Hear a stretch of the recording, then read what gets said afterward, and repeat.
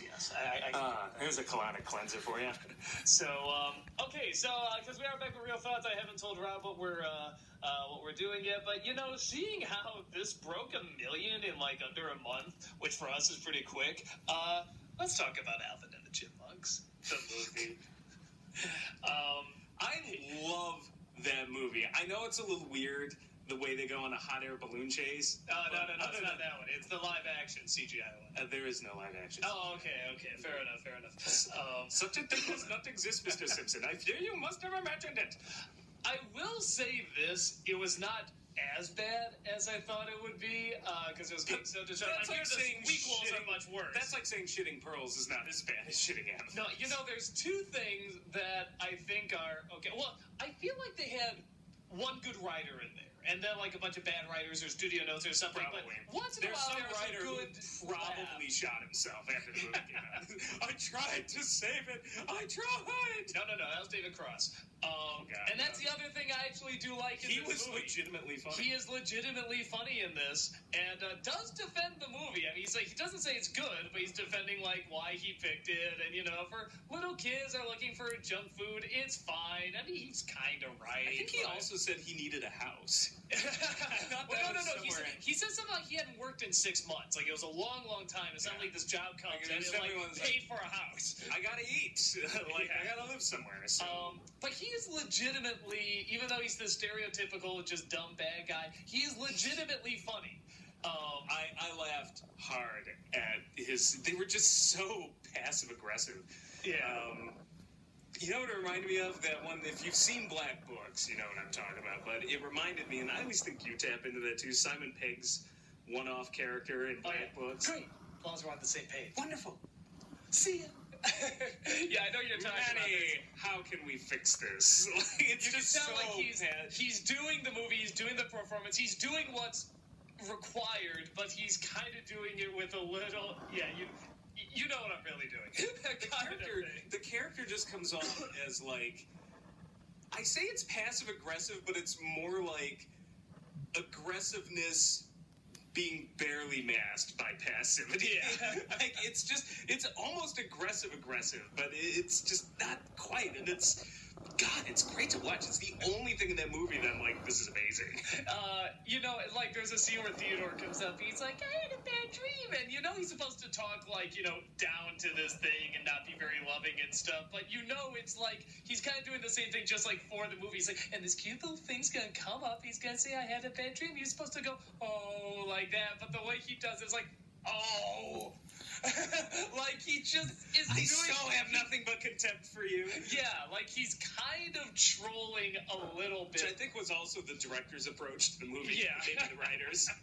We have nothing but contempt for you. Here's some chipmunks eating shit. But every once in a while you'd have a line at the very end, there's a very funny line where they're in this little cat cage or dog cage, whatever, this carrier case, and you think it's gonna be this big chase, and then they're in the car. He's like, well, how'd you get out of the cage? It's we're chipmunks that can talk. We can get out of a carrier cage. It wasn't even hard. It was just a pure anticlimax. That was actually kind of funny. That one line was funny, but it did. I'm just wow, you didn't even have the budget for a climax. That. The movie I was kind of thankful for that. I mean, I was thankful for that because it came to a merciful end. Yeah. But at the same time, I'm like, wow, even by the low bar you set, the only reason to watch it, the only reason to have a climax would be to see David Cross, in the climax, saying jokes and stuff like that. I wanted to see David Cross, pointing a gun to the chipmunk's head. Like a hostage situation. Well, he does take one of them, he yells at one of them. Yeah, I wanted more of that. I'm like, no, let's go full batshit crazy with this. And once in a while, the chipmunks can be just Theodore. Something about the way they animated Theodore. He was particularly cute. He was just this little fuzzball. He was what really cute. Is so weird about the movie is going back to the cartoon. Couldn't talk about the Chuck Jones cartoon, but I think most of us. Oh, even before that. Most of the people watching this grew up with the '80s cartoon. When you think Alvin and Chipmunks, think that Alvin had a personality. It was called Alvin and the Chipmunks. They were zero personality. Zero. Whenever Theodore and Simon were on screen, I'm not saying it was great, but I'm like, all right, it feels like the Chipmunks. Even Simon, the more I think about it, wasn't really like the intellectual or the egghead or anything like that. He never said anything particularly smart or eggheady or anything like that. It was just Theodore. I felt. Can't believe I'm going to say this, but the voice acting involved, I felt more emotion out of Simon. Maybe that's as well as Theodore than I did out of Alvin. No, Alvin is like nothing. You know, and he's supposed to be like the center. He's kind of like the nostalgia critic when we put him in a big group. He's like an egotist. He's always in the center like this. He's hogging the spot. Like here, they get stage fright, which is like what? You know, that's not the character at all. I feel like you could have. You don't know how they ever overcome it. Just put that Alvin plushie and pull the string and have it say "Konnichiwa, Alvin does" or whatever it was, and like. That would have been just the exact same thing we got. Like, I felt like I was just watching a plushie that occasionally had a line. Yeah, I mean, there was no personality to him, which is so funny because Alvin has such a personality in all the incarnations, really, even pretty early on. I mean, he was just always like, he was the troublemaker, he was the egotist and everything. And even, like, in the show and the other stuff, it wasn't even like Simon Theodore that would get into trouble. He would sort of egg them on. He was the schemer. And here they're just all kind of troublemakers, and that's not as much fun. And again, the same problem that plagues a lot of these stupid movies, these adaptations from, like, older cartoons, like, well, we need to tell the Chipmunks' origin story. I don't give a shit about their origin story. I'm sorry. Well, if it's an origin story, I don't care. I'd actually sort of welcome the challenge of how do you tell an origin story with Alvin and the Chipmunks. Anybody remember the origin story in the cartoon? I don't.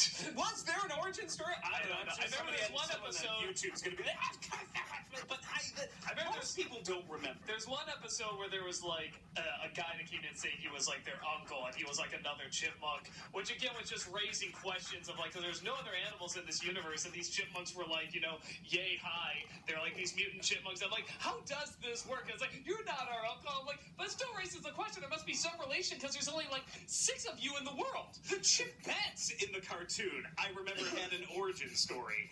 Like some sort of little orphanage, like they were in some sort of like horrific Russian orphanage or something, and sailed across the sea, and it was fucking bizarre. Had this movie done that, I would have been all over this, because I'm like, okay, at least you went from broke. That's insane. Well, and I like the fact they kept them chipmunk size. I think that was a good idea. Fucking Dr. Zhivago or something. This is epic tale. Like, but that's the thing. Was it really? I don't know if I remember the same backstory as you.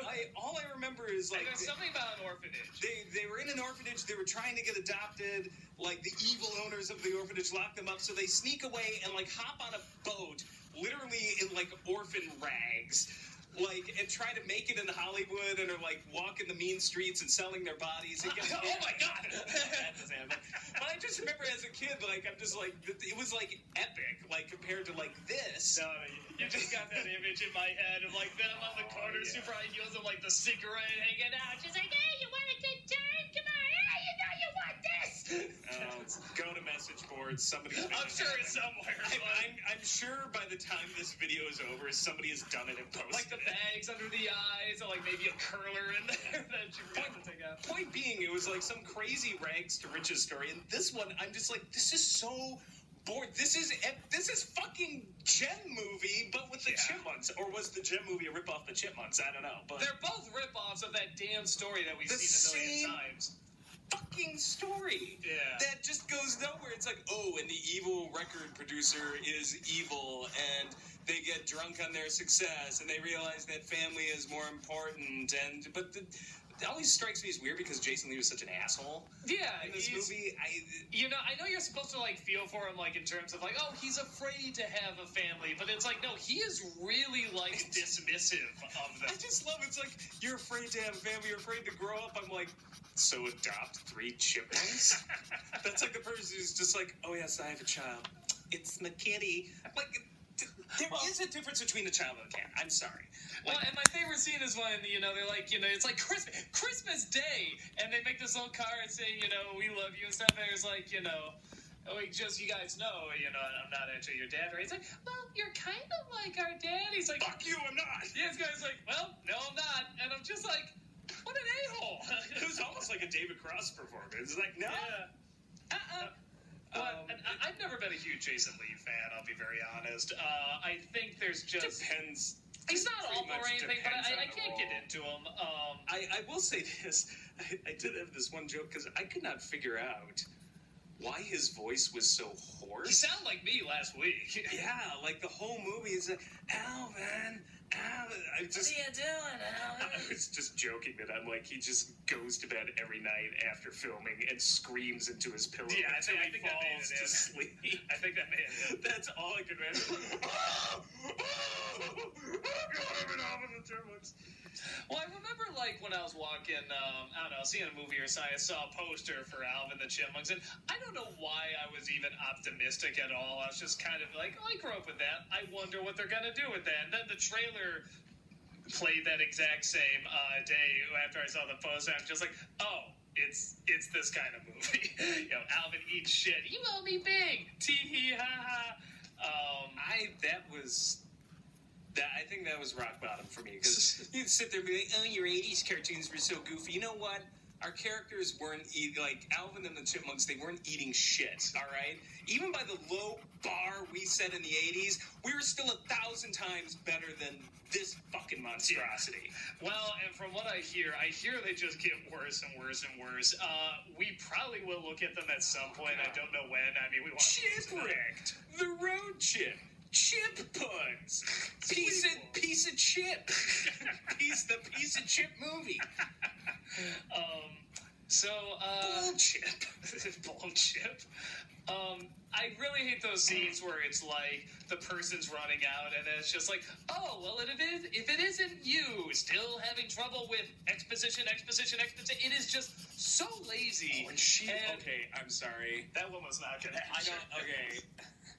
I hate going that route because I don't like to besmirch actors, but I'll just give her the credit, and maybe she was just doing this for a paycheck. And or she's like, maybe she's doing something else back there. I don't remember who that was, but somewhere near the end, I just was like, what the fuck is up with her performance? It's like, still not gonna say it? I'm like, what was that? Hi, I can't believe I said that. Same old day. What's going on? Can't grow up. She was the heart of the movie, my friend. Same old woman. Can't have an actual emotion. Like, she just was so weird. Yeah, that sucked. I'm trying to go through, like, all the other things in this movie. You know what else? I'm glad this is kind of dying as far as I know, but kind of like